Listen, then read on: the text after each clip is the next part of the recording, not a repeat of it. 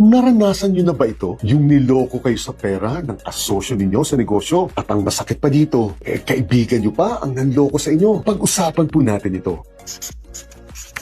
Marami po kasi ang nagkakamali sa tuwing pumipili po sila ng magiging kasosyo sa isang racket o negosyo. Ang feeling kasi ng iba, porket magkasundo naman daw sa inuman sila, magkakasundo na kaagad sila pagdating sa usaping pera. At maling-mali po ito dahil ang mga ito po ang dapat na hinahanap ninyo sa isang kasosyo po sa negosyo at wala pong kinalaman sa pagkakaibigan o sa pagiging magkamag-anak po ito. Una, pareho po ba ang prinsipyo sa buhay ninyo? Lalo na po kapag pera ang pinag-uusapan ninyo. Yung tipong kaya nyo bang ipagkatiwala ang buong ipon ninyo sa kapartner na ito na hindi po kayo mag-aalala na baka itakbo niya ito o baka naman may history na pala ng pagnanakaw, pagdidispalko o kaya naman matinding pagsusugal ito. Pareho po ba kayong masipag at ambisyoso o baka naman po chill-chill lang sa buhay ang gusto ng isa sa inyo. Napakahalaga po kasi na magkasundo kayo sa mga bagay na ito. Otherwise, sasabog po kaagad ang samahan ninyo. Pangalawa, kaya nyo bang mag-usap ng mahinahon at matino kahit difficult conversations na po o yung matitino at mabibigat na issue na ang pinag-uusapan po ninyo o baka naman po napaka-emotional pala ng isa sa inyo yung tipong hindi niya pala kaya kapag problema na ang kailangang pag-usapan ninyo dahil nade-depress o nasa-stress lang daw po ito dahil napakahalaga po nito kapag kayo na po ay nagne-negosyo dahil dadaan po kayo sa hirap at sa kalbaryo at dumarating po talaga ang panahon na kailangan nyo na pong pag-usapan kung itutuloy nyo pa ba ang inyong negosyo o isasara nyo na po ito. At ang pangatlo, kaya nyo bang masira ang pagkakaibigan at pagiging magkamag-anak po ninyo dahil lang sa negosyo ninyo? Ito po ang kailangan nyo munang itanong sa isa't isa, lalo na po kung close na close talaga kayo. Ito po kasi ang magiging worst case scenario o ang pinakamalalang pwedeng mangyari sa isang magkasosyo sa negosyo. Kaya nga ang lagi kong payo, pagdating po sa bagay na ito, kung mas mahalaga po para sa inyo ang pagkakaibigan o ang relasyon po ninyo kesa sa inyong magiging negosyo, then wag na po kayong magsosyo. Ang isang matibay na business partnership po ay isang napakabisang paraan upang mas mapabilis po ang paglago ng isang negosyo. Subalit napakarami na rin pong nasirang relasyon dahil po sa pagiging magkasosyo. Kaya mag-ingat po tayo ng todo.